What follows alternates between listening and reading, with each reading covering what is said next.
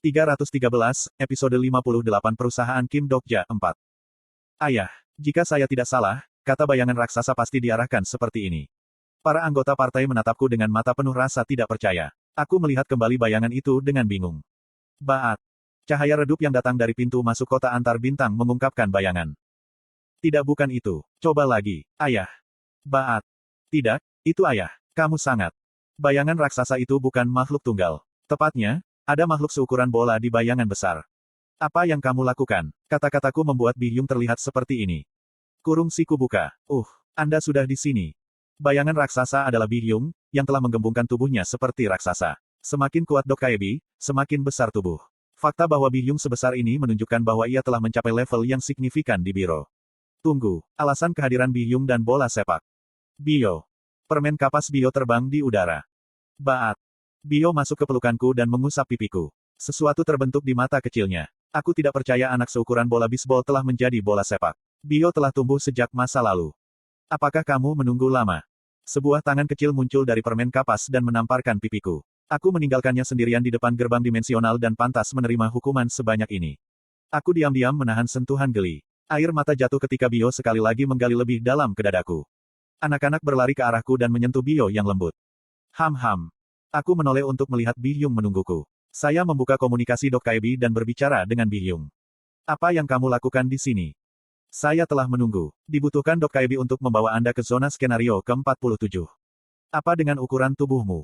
Bihyung mengabaikan saya dan berbicara dengan anggota partai. Semua orang di perusahaan Kim Dokja. Apakah kamu tahu siapa aku? Saya Bihyung, manajer cabang dari cabang Semenanjung Korea. Bihyung menggedor dadanya seperti memamerkan otot-ototnya yang tebal. Dia membuat produksi dari ini. Sepertinya kemarin ketika skenario Semenanjung Korea pertama kali dimulai. Sekarang Anda sudah datang ke area skenario ke-47. Wajah Bihyung penuh dengan emosi. Seperti yang Anda tahu, skenario setelah skenario ke-47 tidak harus dilakukan secara berurutan. Setelah memasuki kota antar bintang, Anda dapat melakukan skenario secara selektif 48 hingga 65. Shin Yosung mengangkat tangannya. Kita bisa memilih skenario. Ini disebut sistem seleksi otonom. Hahaha. Tidak ada yang tertawa. Bihyung mengangkat bahu. Toh. Terserah Anda yang mana dari skenario hingga nomor 65 yang akan dilakukan terlebih dahulu. Anda dapat melakukan skenario ke-65 sekaligus atau melalui skenario untuk membangun status Anda. Bagaimanapun, Anda memerlukan tingkat status tertentu untuk memasuki area skenario setelah nomor 65. Lee Hyun-sung bertanya, lalu apa yang akan terjadi setelah skenario ke-66? Akan ada penjelasan baru saat itu. Anda tidak bisa pergi ke sana sekarang jadi jangan khawatir. Itu nada dingin tapi ekspresi Bihyung kepada anggota partai tidak dingin. Yah, butuh 4 tahun untuk sampai di sini. Aku tidak tahu berapa banyak waktu yang dibutuhkan di masa depan. Tidak semua dari kalian menjalani 4 tahun yang sama. Bihyung menyeringai padaku ketika dia berbicara. Ayo pergi ke kota antar bintang. Diperlukan waktu sekitar 10 menit untuk menyelesaikan transmisi. Tolong siapkan dirimu. Dunia yang menakjubkan sedang menunggu Anda. Saat kata-kata Bihyung berakhir, Bio berteriak. Baat. Sinar cahaya yang indah melilit anggota partai kami. Kami mulai terbang menuju kota antar bintang. Untuk alasan keamanan, kecepatan gerakan lebih lambat dari yang diharapkan. Saya tidak tahu kapan Bio akan muncul dari tangan saya. Jung Hee-won menyaksikan adegan ini dan membuka mulutnya. Dok Jasi, saya punya sesuatu untuk ditanyakan. Petik 2. Ekspresi Jung Hee-won ke arahku aneh. Anggota partai yang lain melirik saya seolah mereka tahu apa yang akan dikatakannya. Di mana saja Anda dalam 3 tahun terakhir? Selama perjalanan ke kota antar bintang, saya memberitahu anggota partai tentang apa yang terjadi pada putaran ke-1863. Tentu saja, saya tidak memberitahu mereka segalanya dan hanya memilih poin yang bisa saya jelaskan. Seperti yang diharapkan, anggota partai memperhatikan dan terkejut. Benarkah, saya selamat dari skenario ke-95? Petik 2. Petik 2. Aku tidak bisa mempercayainya. Bocah kereta bawah tanah itu selamat. Petik 2. Lee Ji-hye dan Lee Hyun-sung yang bersemangat saling berhadapan. Yo Jong-hyuk mendengarkan cerita dengan diam-diam sementara Lee Gil-yong dan Jung Hee-won tampak agak cemberut. Itu wajar bagi orang-orang yang tidak ada di babak itu untuk merasa begitu. Han Suyong yang paling bereaksi. Aku ada di dunia itu. Ya kamu adalah pemimpinnya. Petik 2. Tidak memangnya kenapa? Sesuatu sepertinya datang kepadanya dan Han Suyong segera mengirim pesan dengan Midday Tris. Apakah maksudmu avatar yang saya bicarakan sebelumnya? Aku mengangguk dan Han Suyong membuat ekspresi takjub. Itu tidak masuk akal untuk Han Suyong. Pisah avatar darinya menemukan garis dunia yang berbeda. Jung Hee-won menatapku dengan cermat dan bertanya, ngomong-ngomong, mantel Dok Jasi telah sedikit berubah. Apakah Anda mengambilnya dari skenario ke-95? Benar. Satu-satunya hal yang saya ambil dari skenario 1863 adalah mantel ini. Han Suyong, yang menatapku dengan hati-hati, memasukkan tangannya ke dalam saku mantelku. Kalau dipikir-pikir, Han Suyong dari putaran 1863 adalah seperti ini. Gila, apa yang kamu bawa kembali? Bukankah ini melanggar probabilitas? Han Suyong memeriksa barang-barang itu dan mulutnya ternganga. Hei, bisakah Anda memberi saya beberapa di antaranya? Petik 2. Kamu sedang melihatnya. Ada banyak item berbeda yang dikemas dalam mantel 1863 Han Suyong. Sebagian besar item belum dibutuhkan di babak ini tetapi beberapa item cukup berguna. Ngomong-ngomong, ada item yang tidak terduga. Apa smartphone ini? Itu bukan ponsel cerdas saya. Saya menyalakan smartphone dan foto dengan fase aneh muncul di layar utama. Namun Ji-hye. Itu adalah foto Kim Namun yang tersenyum dan mengerutkan kening Lee Ji-hye.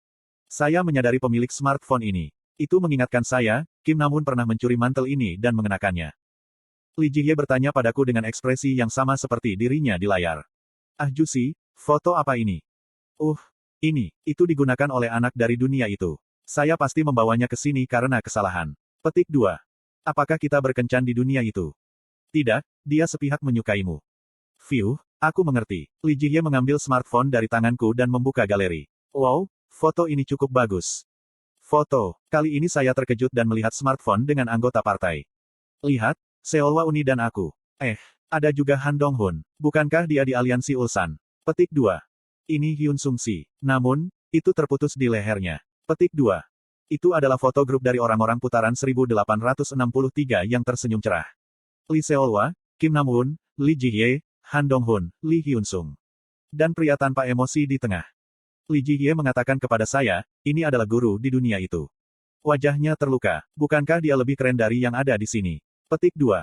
Semua orang di foto tersenyum terpisah dari Yo Jong-hyuk ke 1863. Yo Jong-hyuk sudah melihat. Dinding keempat, berkilau samar. Tidak ada yang tahu kehidupan Yo Jong-hyuk di dunia itu. Rasi bintang, sekretif plotter, menatapmu.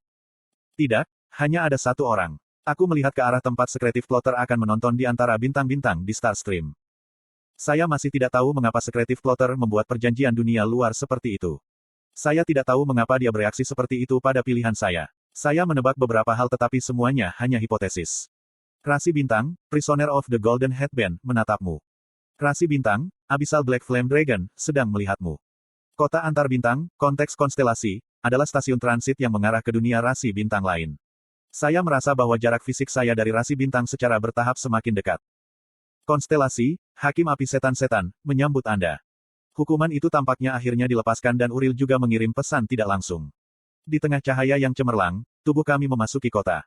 Anda telah memasuki kota antar bintang, konteks konstelasi. Skenario utama baru sedang menunggu. Tempat kami mendarat adalah alun-alun kota besar. Beberapa inkarnasi melirik seperti ini tetapi tidak ada yang memperhatikan kami. Skala kota ini berbeda dari tempat kami tinggal selama ini. Itu alami. Saya berbicara kepada orang-orang, semua orang tahu mengapa kami datang ke sini.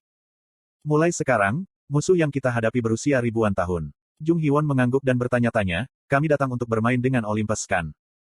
Apakah kamu punya rencana terpisah? Mungkin perang skala penuh. Petik 2. Saya menjawab pertanyaan Lee Hyun-sung. Aku tidak memikirkan perang skala penuh. Olympus adalah salah satu nebula terbesar di seluruh Starstream. Peluang kompi Kim Dokja menang dalam konfrontasi langsung melawan Olympus hampir nol. Aku ingin mengunjungi Olympus. Mereka harus bertanggung jawab untuk menjadikan Yo Sangah seperti itu. Pasti akan ada cara untuk menyelamatkannya. Petik 2. Saat ini, Yo Sangah terjebak dalam aliran kesadaran. Setelah 3 bulan, semua cerita akan hilang dari tubuh Yo Sangah dan jiwanya yang kosong akan menghilang ke dalam kekosongan. Sebelum itu, kami harus menemukan cara untuk menyelamatkan Yo Sangah. Mungkin Olympus memiliki salah satu metode itu. Kemudian Yo Jong-hyuk membuka mulutnya. Tidak semua orang harus pergi. Lee Seolwa dan aku akan tinggal di sini. Petik 2. Kemana kamu pergi? Saya tidak berkewajiban untuk melaporkan kepada Anda. Bahkan, tempat Yo Jong-hyuk ingin pergi sudah jelas. Konteks rasi bintang adalah kota antar bintang di mana semua nebula bertemu. Dengan kata lain, kami bukan satu-satunya inkarnasi yang akan datang ke sini. Saya menasihatinya, awas. Seperti yang Anda ketahui dengan baik, wanita itu tidak mudah. Petik 2. Saya akan mengurusnya. Yo Jong-hyuk berbalik dan mulai berjalan di suatu tempat. Lee Seolwa tersenyum lembut padaku dan mengikuti di belakang Yo Jong-hyuk. Lee Seolwa di babak ini lebih baik daripada putaran lainnya. Itu tidak masuk akal bagi siapapun untuk memiliki kontrol penuh atas Yo Jong-hyuk, tetapi dia akan dapat mengurangi beberapa konflik yang tidak perlu. Yo Jong-hyuk menghilang ke gang dan aku bergerak dengan anggota partai menuju portal di tengah alun-alun. Konteks konstelasi berisi, portal, yang terhubung ke hampir seluruh dunia. Itu adalah portal yang memungkinkan saya untuk mengunjungi area skenario masa lalu serta kediaman nebula lainnya. Saya berencana untuk melakukan kunjungan resmi ke Olympus menggunakan portal. Saya memasuki tujuan untuk portal. Gunung Olympus. Olympus, nebula besar dengan semua jenis legenda dan petualangan. Itu adalah Gunung Olympus di mana 12 dewa utama Olympus tinggal. Akhirnya, tiba saatnya untuk memeriksa rumah mereka. Portal itu berputar di kakiku dan adegan-adegan mitologis yang samar muncul di benakku. Saat berikutnya, sebuah pesan tak terduga muncul kembali. Olympus saat ini menolak semua pengunjung. TL, Rainbow Turtle.